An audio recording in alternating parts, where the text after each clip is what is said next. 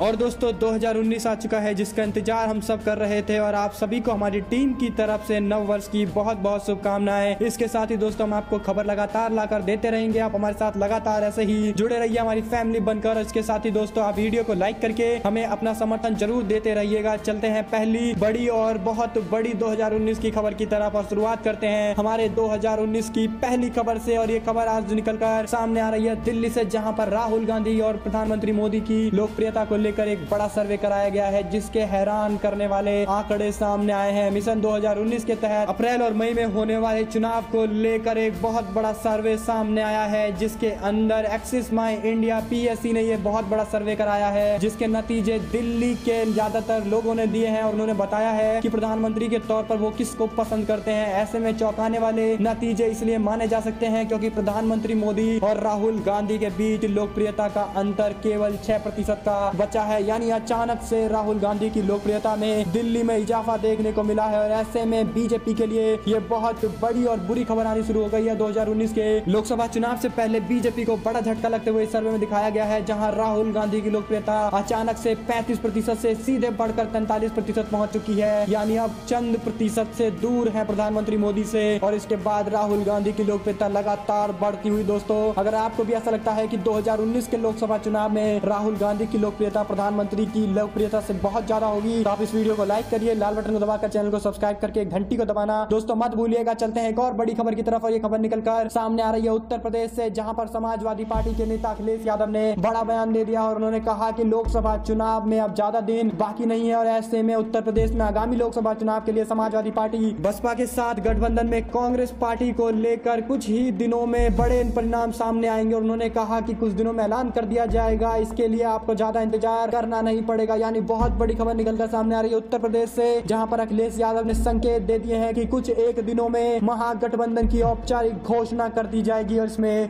Congress party को भी जगह दी गई है। यानी बहुत बड़ा और महागठबंधन बनने को तैयार है पूरी तरह से उत्तर प्रदेश में। दोस्तों ये दूसरी बड़ी खबर आपके सामने हम लेकर आए थे। चलते हैं तीसरी बड़ी खबर की तरफ, जहां बीजेपी को एक बड़ा झटका लगा है और यहाँ पर बीजेपी को लगा है एक और तगड़ा झटका। इस विधायक ने दे दिया इस्तीफा। ये फैसला दर्दनाक है। दरअसल बीजेपी को एक बहुत बड़ा झटका लगा है उड़ीसा से, जहां पर बीजेपी के विधायक ने इस्तीफा दे दिया और पार्टी से अलग होकर कहीं ना कहीं बीजेपी को झटका दे दिया है। दोस्तों ये बहुत बड़ी खबर इसलिए भी है क्योंकि बीजेपी लगातार लोकसभा चुनाव की तैयारी में है और ऐसे में भाजपा को मुसीबतों का सामना करना पड़ रहा है अपने नेताओं को लेकर, क्योंकि उनमें इस्तीफे का दौर लगातार शुरू हो चुका है। विधानसभा चुनाव के चलते 5 राज्यों के सियासी गलियारे में हलचल मच गई थी और इसके बाद कांग्रेस पार्टी ने 3 राज्यों में सरकार बना के बीजेपी को करारी पटकनी दी थी। उसके बाद नेताओं का दल बदलने का सिलसिला लगातार जारी है। इस बीच खबर मिल रही है कि उड़ीसा में बीजेपी को तगड़ा झटका लगा है। दरअसल बीजेपी के एक विधायक ने इस्तीफा दे दिया, हालांकि उन्होंने इस बात का खुलासा नहीं किया कि किस पार्टी में जाएंगे। बहरहाल भाजपा विधायक ने इस फैसले में सियासी गलियारे में खलबली मचा दी है। इसके अनुसार राउरकेला विधायक दिलीप रे ने पार्टी से इस्तीफा दे दिया और वो विधायक थे बीजेपी से, जिन्होंने इस्तीफा देकर कहीं ना कहीं उड़ीसा में बीजेपी को कमजोर कर दिया है। दोस्तों ये एक और बड़ी खबर निकलकर सामने आई थी, जहां लोकसभा चुनाव से पहले बीजेपी में भगदड़ देखने को मिल रही है। चलते हैं एक और बड़ी खबर की तरफ और ये खबर निकलकर सामने आ रही है उत्तर प्रदेश से, जहां पर सहयोगी दल डाल चल रहे हैं और बीजेपी पाक विकल्पों की लगातार तलाश चल रही है। लोकसभा चुनाव 2019 के नजदीक आते ही राजनीतिक दलों के गठबंधन के नए समीकरण तलाशने शुरू कर दिए हैं। राष्ट्रीय जनतांत्रिक गठबंधन में शामिल अपना दल और सुहेल देव भारतीय समाज पार्टी के बदले सुर नजर आ रहे हैं और बीजेपी को अन्य विकल्पों पर सोचने के लिए प्रेरित कर रहे हैं। यानी दोस्तों ये बहुत बड़ी खबर इसलिए भी है क्योंकि सहयोगी दल बीजेपी से नाराज है और ऐसे में अब दोनों पक्षों ने अपने विकल्प खोजने शुरू कर दिए हैं। यानी गठबंधन को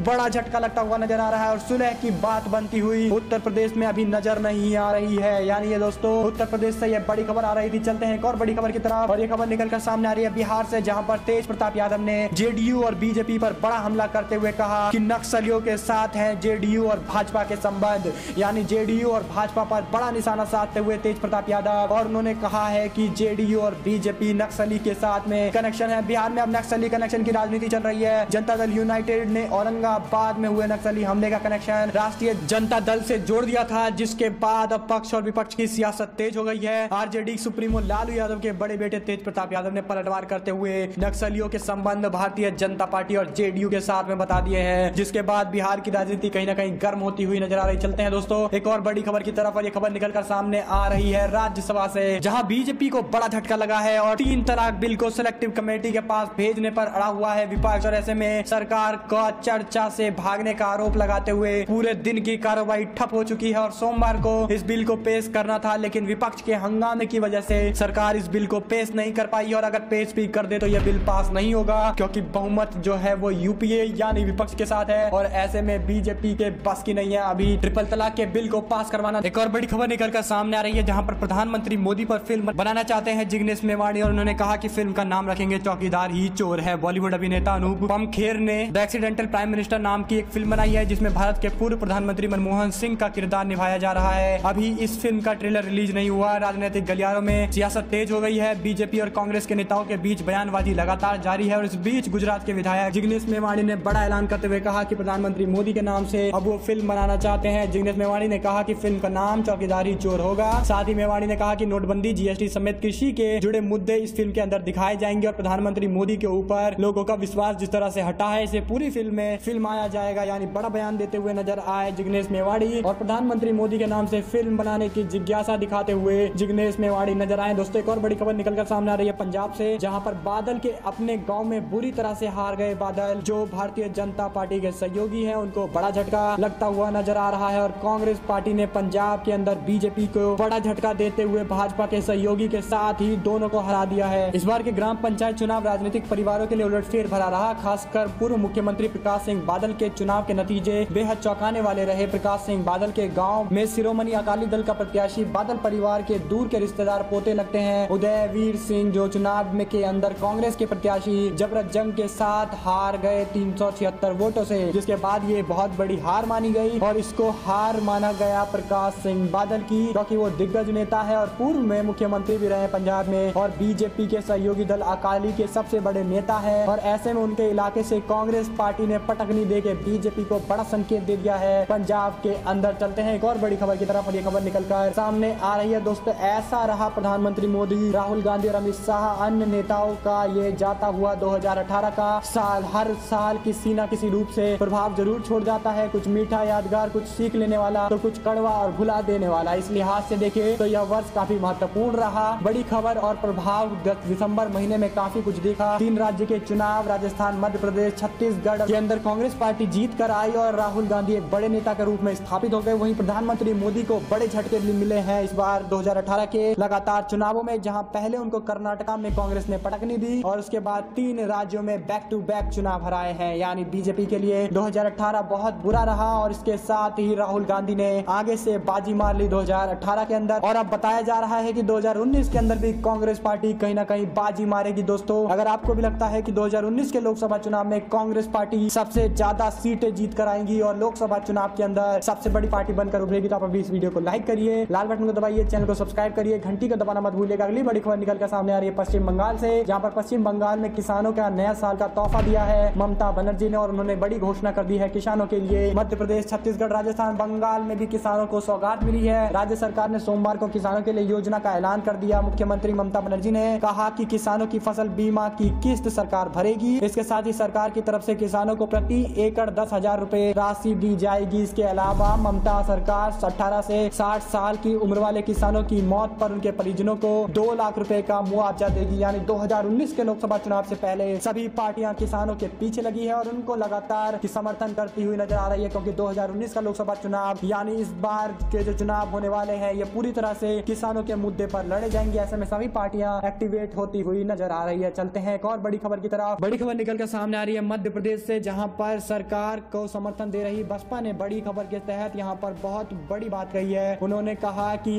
कांग्रेस पार्टी को प्रमोशन में आरक्षण की मांग को लेकर किया गया प्रदर्शन के दौरान दर्ज मुकदमे को वापस लेना चाहिए और मध्य प्रदेश, राजस्थान सरकार को बाहर से दिया जा रहा समर्थन बसपा बनाए रखेगी अगर इन सब मांगों को पूरे की जाती है कांग्रेस के द्वारा। यानी कांग्रेस पार्टी को यहाँ पर सचेत करती हुई नजर आई मायावती और उन्होंने कह दिया है कि कांग्रेस पार्टी को कुछ ऐसे काम करने होंगे जो बसपा चाहती है और बसपा ने जो अपने लोगों से वादे किए हैं उसको पूरा करने का काम कांग्रेस पार्टी करेगी। तभी बसपा बाहर से समर्थन देगी कमलनाथ की सरकार को। और हम आपको बता दें दोस्तों, कमलनाथ की सरकार मध्य प्रदेश में कहीं ना कहीं बसपा के सहारे है, क्योंकि बसपा के 3 बड़े विधायक आते हैं और ऐसे में 3 विधायक का समर्थन कहीं ना कहीं कांग्रेस पार्टी को मजबूत बनाता है, सरकार में रहने का मौका देता है। और अगर ऐसे में बसपा अध्यक्ष मायावती नाराज है तो कांग्रेस पार्टी को उनको मनाना चाहिए। अगर आपको भी ऐसा लगता है कि कांग्रेस पार्टी को बसपा सुप्रीमो मायावती को मनाना चाहिए तो आप अभी इस वीडियो को लाइक करिए, लाल बटन को दबाइए, चैनल को सब्सक्राइब करिए, घंटी को दबाना मत भूलिएगा। जुड़े रहने के लिए आप सभी दोस्तों, भाइयों, बहनों, मित्रों का बहुत बहुत धन्यवाद। आप सभी को नव वर्ष की बहुत बहुत शुभकामनाएं। आप देख रहे थे आपका अपना चैनल। जय हिंद, जय भारत, वंदे मातरम।